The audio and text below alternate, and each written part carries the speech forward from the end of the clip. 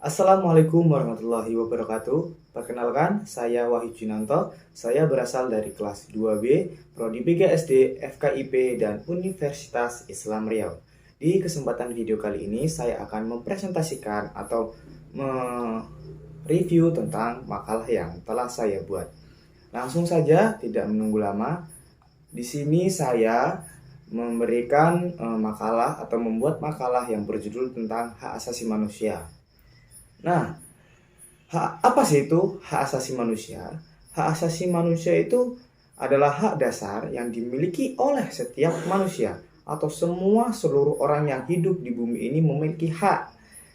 Nah, hak asasi dapat dirumuskan sebagai hak yang melekat dengan kodrat kita. Kita sebagai manusia, kodrat kita sebagai orang, tidak ada hak yang tersebut yang mustahil kita dapat hidup sebagai manusia.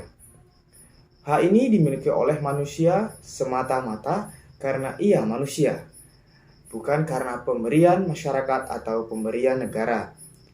Maka hak asasi manusia itu tidak tergantung dari pengakuan manusia lain, akan tetapi hak manusia itu dari dirinya sendiri.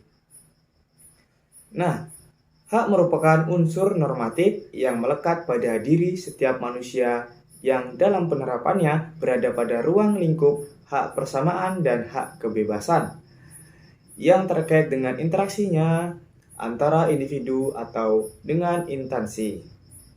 Hak juga merupakan suatu yang harus diperoleh.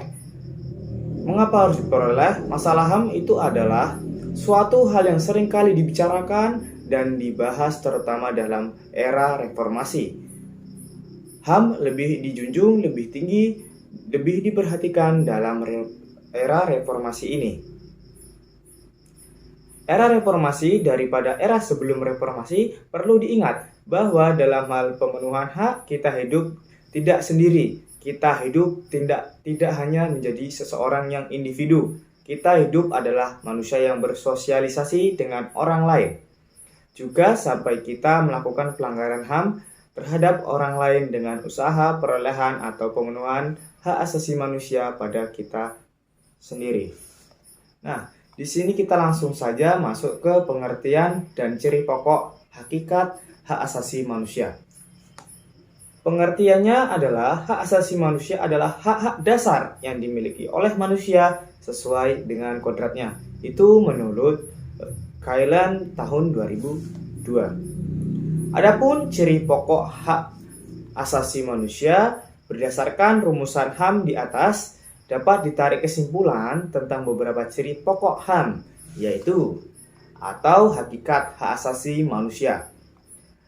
Hak asasi manusia tidak perlu diberikan, dibeli atau diwarisi. Akan tetapi, hak asasi manusia adalah bagian dari manusia secara otomatis. Jadi tidak diwarisi, tidak diberi atau tidak diberi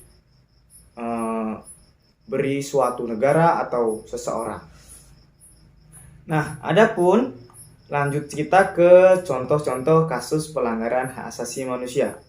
Yang pertama terjadinya penganiayaan pada praja STPDN atau yang lain-lain. Adapun tentang kasus bullying, kasus tindak yang kekerasan itu termasuk pelanggaran hak asasi manusia.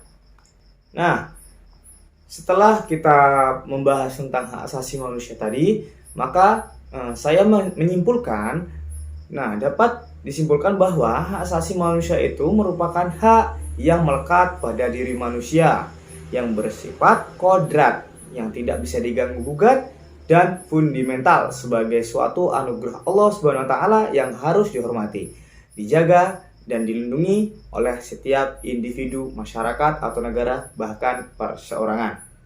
Itu saja presentasi dari saya. Terima kasih. Wassalamualaikum warahmatullahi wabarakatuh.